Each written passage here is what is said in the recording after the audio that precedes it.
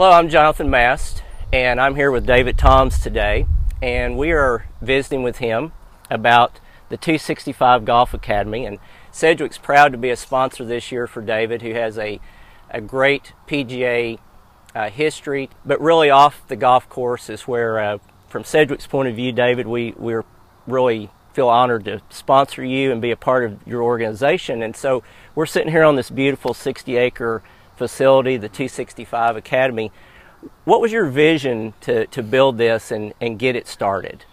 Well, first of all, when we formed our foundation, I guess in 2002, really all we've done for the last 10 years or so was to fund other projects, fund other charities that were here locally or statewide or even this region. So we finally wanted to be able to touch people through golf, because golf has done so much for me throughout my career and my life that we felt like it was the best way for us to give back to not only the community but this region, and through the game of golf we felt like we could do that. So for about 5 years we looked for a piece of property that we felt like was going to be very accessible for everyone in our community and throughout this region. We finally found this piece of property, purchased it, and about 15 months later we were open for business. So we moved pretty quickly to build the golf facility and get everything cleared and put together, and it's been very rewarding. Now we're able to touch kids through golf.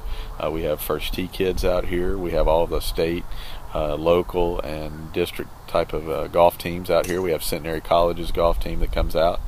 We have all the middle school schools that have golf programs. They come out. And then we have a lot of the less fortunate kids, whether we have them through Boys and Girls Clubs or through Rotary Clubs, Lions Club, just a lot of different organizations that we work with to get kids out. Right now we have the kids from alcohol and drug abuse program that are out here once a week. Really, and it's very rewarding for us to see their faces when they come out and get them away from the environment that they're in. I mean, they're typically in not isolation, but they're inside going through their program 24/7, except for the 2 hours that they come out here once a week. And they're out here in the middle of town, but in just a beautiful place, and so we're able to really touch them. But we have on one end of the spectrum, we have the kids that aren't exposed to golf at all, maybe have never held a golf club, and then all of a sudden they come out here, they get to hit the golf ball, they get to be outside in a beautiful place, to all the kids that we have that are great golfers, and we're just trying to help them hone their skills to get to the next level. We have the #1 ranked junior in the world right now practicing every day out here. We probably have 2 other kids that are in the top 20 in the world for their age group that are practicing out here, and then multiple kids that have earned Division I scholarships to come out, that get to come out here and practice every day. David, what do you think it is, especially for the young people who, as you mentioned, may have never held a golf club? What is it that you see when they get to come out here and the game of golf teaches them, that equips them to go back and maybe deal with some of the circumstances that they have to see on a regular basis that we wouldn't maybe normally see? Well, I think first of all you take them away from that environment and you bring them out here to where it's a beautiful place. The grass is cut perfect. A day like today when the sun shines out and they get to be outside. And like I said, we're here, we're situated right in the middle of town, and so we have a 60-acre oasis, so to speak, where they can get out here and just be outside. And we have multiple lakes on the property. We always have birds and animals, and it's just a beautiful place. And it's almost like we've built a golf facility in the middle of a zoo, and they get to come out here and be outside and be a part of it. But then learning to hit a ball. It's nothing like hitting a solid golf shot and the way it feels. So it's like whether you're taking out your frustration on what's going on in your life at the time, you get to hit the ball and take all those frustrations out, or you just feel what a solid shot feels like. Sure. Anybody that's ever played golf, to hit a shot in the middle of the club face and get the response for an athletic move where they actually get to hit the ball and see what that feels like, a solid shot, to me it's second to none in sports. I guess it'd be like hitting a home run, seeing what that feels like, catching a touchdown pass or whatever it might be. But you're out here, in nature, hitting golf balls, and to me, as a golfer, it doesn't get any better than that. Well, I know that the foundation, you definitely, there's ways that people can get involved and help to continue to see you guys grow and reach more young people throughout the region. And so tell people watching, what can they do to become part of this great thing you've built out here?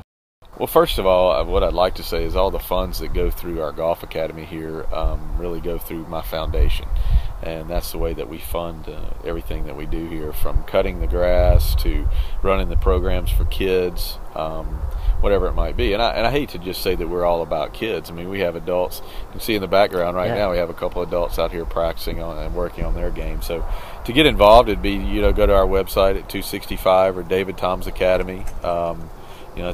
We take donations all the time, and I give my time, and we have our instructor here that gives time to raise money for the golf academy through the David Tom's Foundation. So we'll take donations from everyone. To if you go onto the website, you can see what we're doing, the programs that we run, and how we fund it all.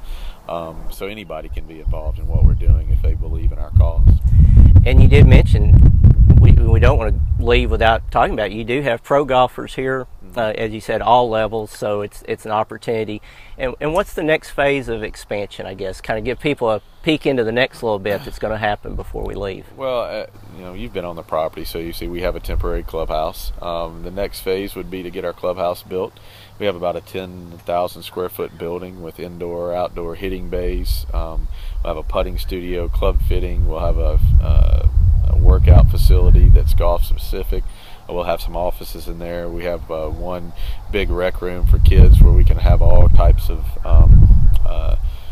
things for them, whether it's on a rainy day they're all in there working on some life skill programs or learning the rules of golf, working on etiquette, different things. So we'll have a multi-purpose facility for all that. And so once we get that funded, we'll build that and then really add to what we have going on out here at 265.